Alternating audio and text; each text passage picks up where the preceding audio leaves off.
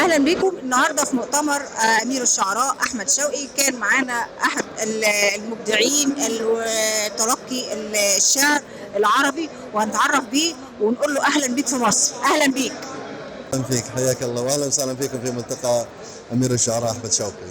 حضرتك اهلا كنت وسهلا طبعا بكم في مصركم ومصرنا. نورت مصر، ومصر طبعا كلنا عرب كلنا اخوه، وحضرتك وجودك طبعا يعني ميزه كبيره لمؤتمر كبير زي ده. اصلا وجودي هنا هو طبعا هو محبه في الشعر وفي الادباء وفي الشعراء بشكل عام، واتمنى انه ان شاء الله باذن الله يعني الشعراء القدامى يحذوا حذوهم من الجيل الجديد.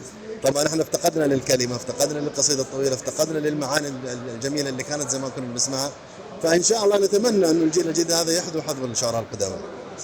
كلمه للمؤتمر احمد شوقي، هتقول له ايه في المؤتمر النهارده؟ اشكر المنظمين طبعا على المؤتمر، واشكر طبعا مصر حكومه وشعبا، واشكر كل من قام منظم هذا الملتقى.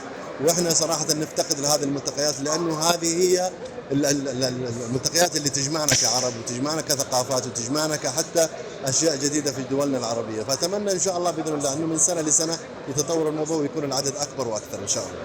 ان شاء الله. حضرتك انت قلت لي بتلقي شعر، ممكن تدينا كلمه كده او نبذه من الشعر؟ طبعا هي في قصيده للراحل الشاعر السعودي غازي القصيبي الله يرحمه. هي قصيده بعطيك مقتطف منها لان هي طويله شوي.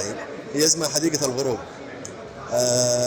65 في اجفان اعصاري، اما سئمت ارتحالا ايها الساري، اما تعبت من الاسفار ما هدأت الا والقتك في وعثاء اسفاري، اما تعبت من الاعداء ما برحوا يحاورونك بالكبريت والنار، والصحب أين رفاق العمر؟